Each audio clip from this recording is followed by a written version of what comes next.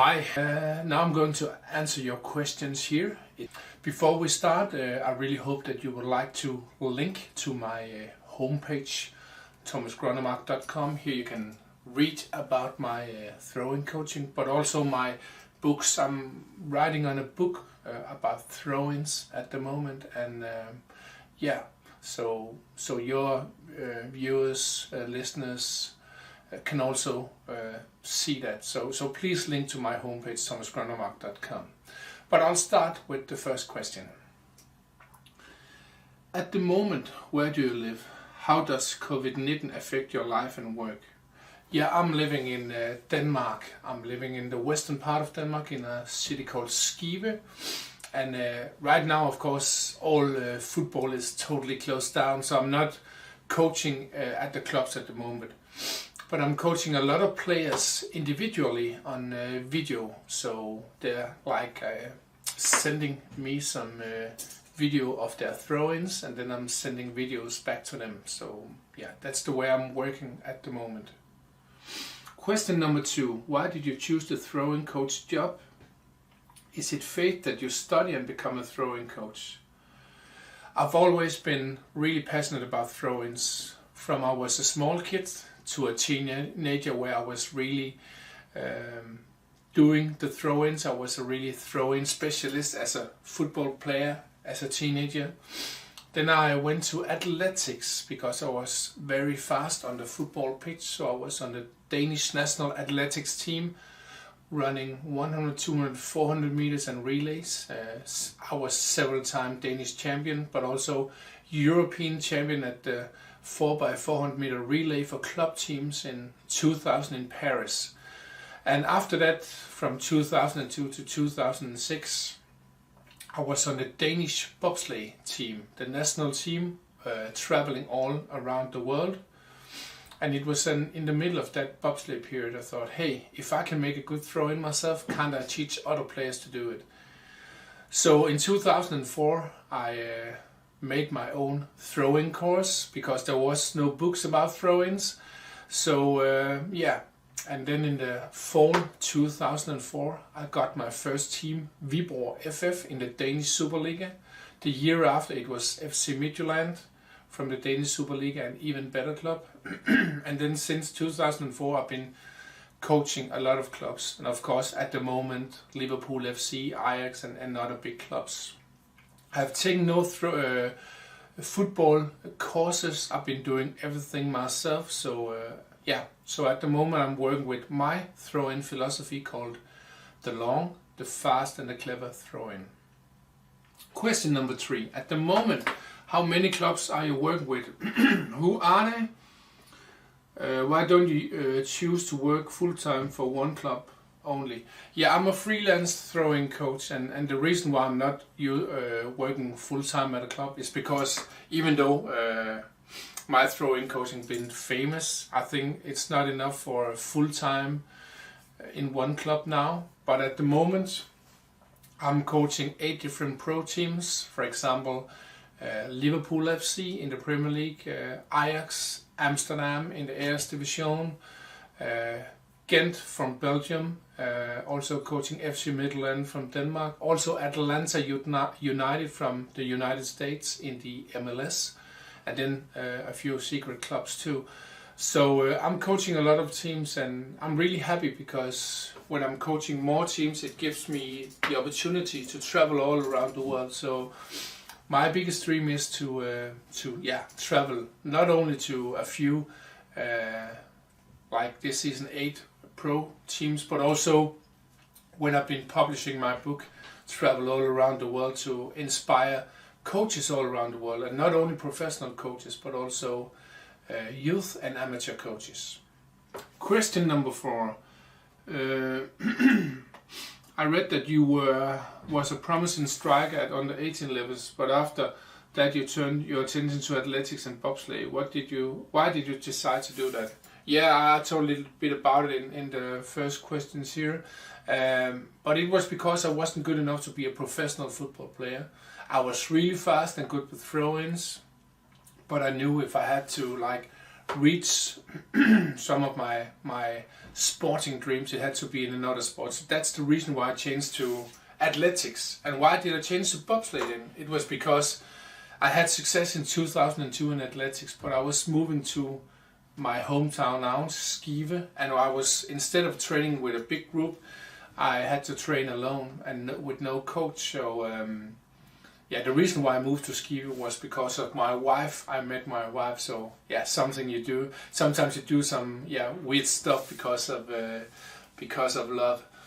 But yeah, that's the reason why I went to bobsleighing, because it was a team sport. So we traveled all around the world, like all of Europe, United States, Canada, and so it was fantastic 4 years. And I think that was also the main reason why I also became a throwing coach, because if I haven't been in athletics and bobsleighing, I don't think that I would have been a throwing coach. So yeah, I was really happy for that I continued in athletics and bobsleighing.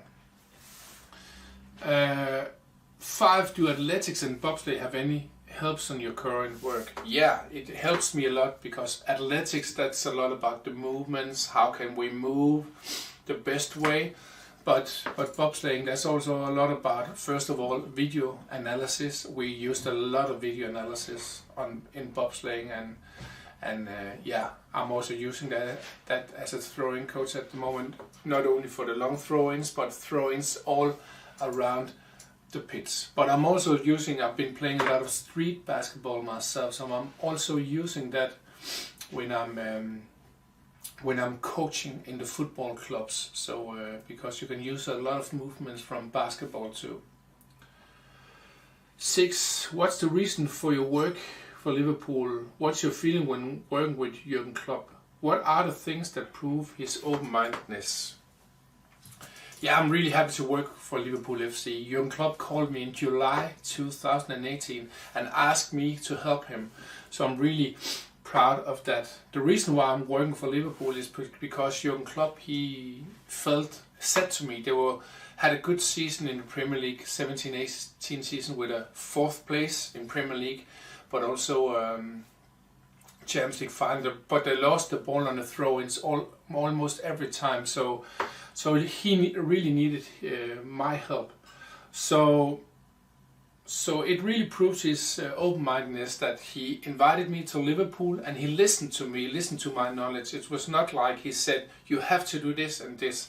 So in Liverpool FC, I have all the opportunities I want. I can teach the players everything I want. Of course, I'm talking with Jürgen and the other coaches. So it's not only I decide everything, but Jürgen is really open-minded. And then he's also of course, he's 100% serious, high performance, but he's also really friendly, a really kind man. He's fantastic man to be together with. So he's also have a big influence on the working culture in Liverpool FC. So I'm just really proud to work not only in Liverpool FC but also with Jürgen Klopp.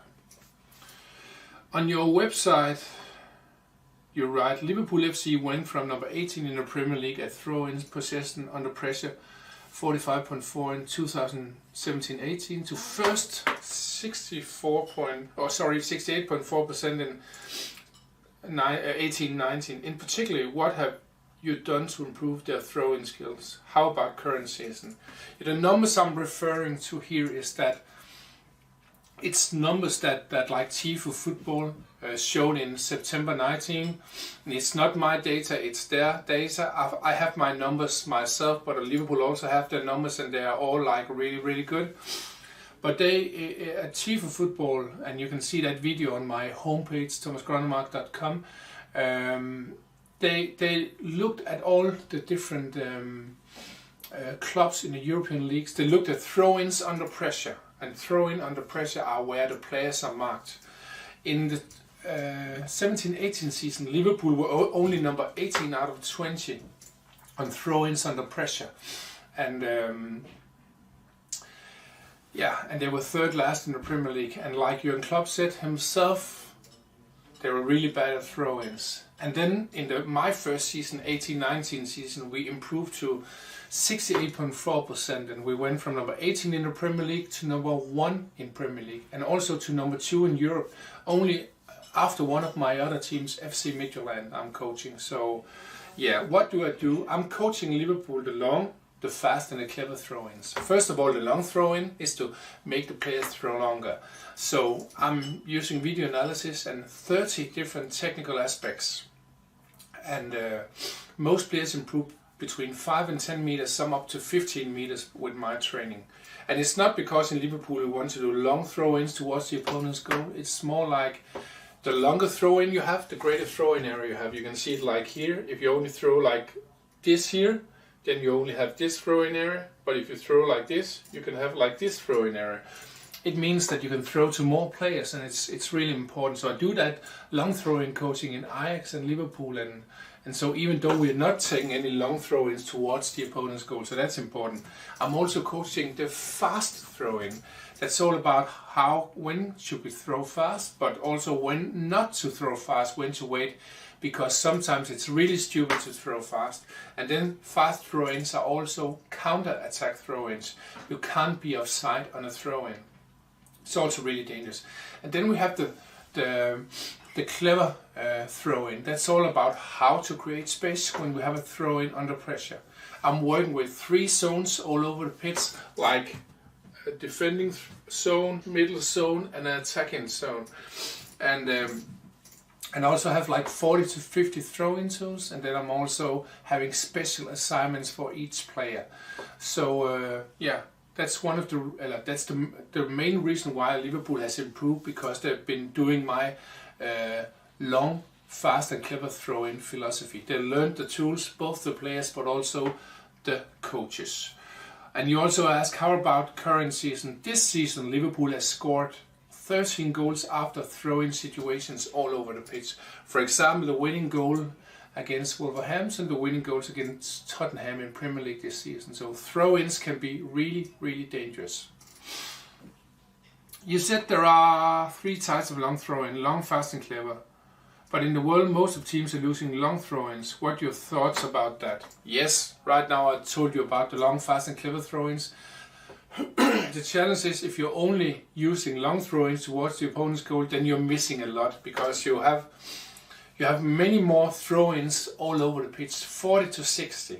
So of course in some teams, my teams are scoring a lot of goals on long throw-ins, but most of the teams in the world, they rather use long, fast and clever throw-in philosophy, because they can get much more from that. So in my opinion, all teams should use my philosophy on the long, fast and clever throw-in. Question 9. In Vietnam, Robertson, former Stoke City player, is very popular because of his throw-in ability. His throw-ins are as good as crosses, and he had many assists by throwing. What are things that everyone can learn from him? I'll say Robertson, I love him too. He's not playing anymore, but they scored a lot of goals from at Stoke with his fantastic throw-ins. It's really important to me to say that throw-ins can be a dangerous weapon if you have the right team. Not this season, but the last 4 seasons. FC Midtjylland, one of my teams, scored 35 goals on long throw-ins. In one season in the Danish Superliga, AC Horsens scored 10 goals on the long throw-ins, so it can be dangerous, but only if you have like a big physical team where you're really only focusing on set pieces. So if you're not a big team who's like really going after set pieces, I don't think you have to have the same strategy as Robertson. But again, it's always good if you're a fullback, or even no matter where you're playing on the pitch, that you have a longer throw-in. So that's what I'm teaching the players. But again, Robertson was fantastic, but it was also because Stoke had a really big team. They had like 8 guys over 1.90 meters in the start 11, so it was really set up. So, but again, he had a fantastic throw-in. Question number 10. At Liverpool, which players are the best at throw-ins? And at all of club which you're working on, you can say publicity. Which players are the best at that ability? Do you train them so hard? Yeah, first of all, I'm using a lot of times with the players, and you can only be better if you train them. If I have to say the best, not only players in Liverpool but in the world, it's Andy Robertson, Robo, and Trent Alexander-Arnold. Trent, yeah, and it's not because they throw the furthest, but because they're the guys who can throw like most precise, but also see when is the space created between the players. And that's one of the most important things, that you create space between the players. So I would say that the two best throw-in takers in the world, they are the fullbacks from Liverpool FC, Trent and Robo. Question number 11. Are you still holding the world record for the longest throw-in of 51.33, which you set back in 2010? Are there any secrets that you can tell anyone? First of all, yeah, I had the world record with a throw of 51.33 for almost 10 years. Now there is a guy called Michael Lewis from the States who beat the world record in, I think it was the fall 2019. But that's okay for me because, it was just a fantastic thing for me to beat the world record. So I'll say that, yeah, to go after your goals and dreams, it's good. It's really been helping me with my career as a throwing coach, that I also have had the world longest throw-in, so I'm just happy about that. And then, are there any secrets you can tell anyone? I can say in general that right now I can't tell so much about my throwing coaching in the clubs and all my throwing coaching secrets. But I can recommend to everybody who reads this or listens to this that you can go into my homepage, thomasgronnemark.com, and read a lot about my throwing coaching. You can also read about my future books and my online courses, because for me that's the most important thing, to change football in a positive direction. And I just want to help all coaches in the world, also amateur coaches and youth coaches. So also in Vietnam too. Which Danish players, especially Danish international, are the best at throwing in your opinion? Called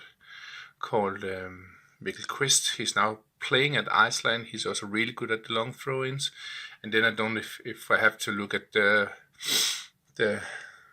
fast and clever throw-in. I can't really mention anyone who has the same quality as Andy Robertson from Liverpool and Trent Alexander-Arnold from Liverpool. You're also right. I think every coach in the world wants to work for national team. So did anyone at Danish Football Union approach you? I can't really. Sometimes I'm telling which club I'm working for, but I'm never telling who would contact me. So, but again, it's a big dream for me to work for the Danish national team. But my dream is also to work for some of the big countries, other big countries in the world. For example, to the European Championships or World Cup. Question number 2. You said Liverpool was the second best throw-in team in Europe after FC Midtjylland. What is the difference between them? I think in this analysis, Midtjylland had approximately 70% possession on throw-ins under pressure, and Liverpool had 68.4.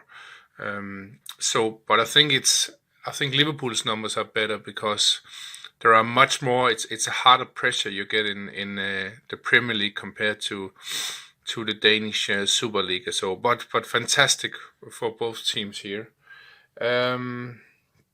Question number 3. You said in Liverpool you don't use long throw-ins towards the opponent's goal. Why does Liverpool not implement long throw-in towards opponent's goals as a key strength?